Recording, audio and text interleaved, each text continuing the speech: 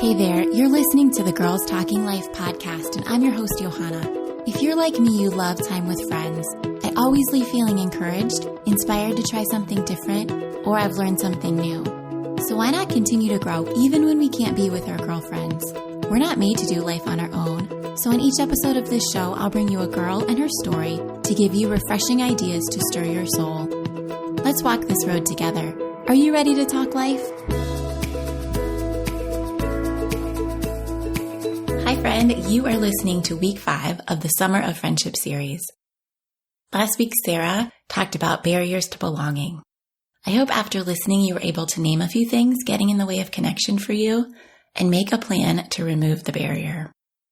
If you missed that episode from my special guest host, be sure to go back and check it out. Today, we're chatting about our capacity for friendships, taking a look at who we have in our lives, and thinking through our expectations for ourselves and for those friends. Let's start with capacity. I'll be honest, my capacity for friendship isn't something I've thought a lot about. Only recently, while I've been studying this, did this topic of capacity come up. Let me tell you what I found. Dr. Robin Dunbar, a British anthropologist and evolutionary psychologist, discovered through his research the cognitive limit to the number of individuals with whom any one person can maintain stable relationships. In other words, how many people you have the brain space to actually know. His theory is called Dunbar's number, and that number is 150. He proposes that as the rough number of people you can know casually. Think of your extended family, your neighbors, your coworkers, people at church. Think about how many people whose names you know and who you have at least some retained information about. From there, the circles of friends get smaller and smaller. Picture a dartboard. The next layer in will be smaller and you'll have more emotional closeness with them. Same with the next layer and the next, until you're left with your inner circle. This number is right around 5, give or take, and they are your closest, most trusted people. These are the people that you spend the most time with. They might be your husband, your sister, your best friend, or even your kids. People can move around from level to level of friendship in different seasons, but what's important to note is that we all have a finite capacity for social interaction. So a mix of our available time and energy that we can give to these relationships. So if you were spending all of your capacity in your inner circle, you won't have as much time and energy for the outer layers, and so on. In an article in The New Yorker, Maria Konnikova says that the time we invest in superficial relationships comes at the expense of more profound ones. In this article, she's specifically talking about spending time connecting online rather than in person, but I think this is true of all relationships. To further drive the point home, Robin Dunbar says, if you garner connections with more people, you end up disturbing your fixed amount of social capital more thinly, so the average capital per person is lower. So with all of that in mind, let's talk about expectations, the ones you put on yourself and the ones you set for your friendships. I'm not sure if this is true of all women, but I have pretty high expectations for friendship and just about everything in my life. If you are single with no children, you might have the capacity for 5 really close girlfriends. Same if you're an empty nester.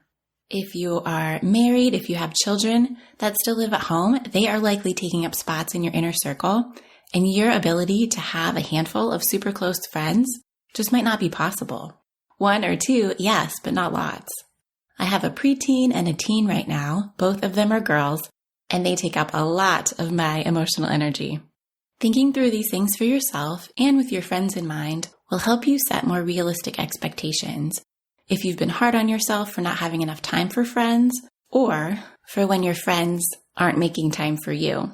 Remember, their capacities will vary, but they are still limited, just like you, to a finite amount of time and energy. I have a good friend who I was used to spending a certain amount of time with while she was a stay-at-home mom. And when she went back to school and then started a new job, she didn't have the same capacity for our friendship. It hurt me at first because I took it personally, but it wasn't personal. Her capacity had just changed. I recently connected with a woman online, a fellow podcaster who proposed getting to know each other better and supporting each other through prayer, etc. I think she's great, and I definitely love the idea of connecting in this way. but I told her up front that I'm limited this summer. And her response to me was, I love a woman who sets expectations and is honest on the front end. She was completely on board with my low commitment for now in our relationship. So today, even if you're not part of the Summer Friendship Challenge, you are getting the challenge right here. This week, I want you to name who your friends are. Who are the people in your life? It can be a long list of the 150 you know, down to your closest circle of 5, or it can be a shorter list of your closer 10 to 15. Then indicate where they fall in your friendship circles or layers. What is your friendship level with each person? Are they a casual friend, a close friend, or your deepest friend? Then notice if there's anyone who you'd like to be in a different category. Who do you want to go deeper with? Shasta Nelson, in her book Frientimacy, talks about what she calls the intimacy gap. It's the distance between the friendship we have with a person and the friendship we want. So, for example, I have a new friend who I think I'd like to be really close to, but we're just not there yet.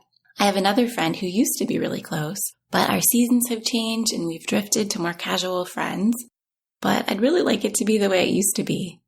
There's a gap in both of those relationships. If you find similar gaps on your list, the next thing to do is ask, do you have the capacity to make it happen? Do you have the time and energy right now in your season to invest in that friendship? And maybe that means spending less time somewhere else. Remember your limitations.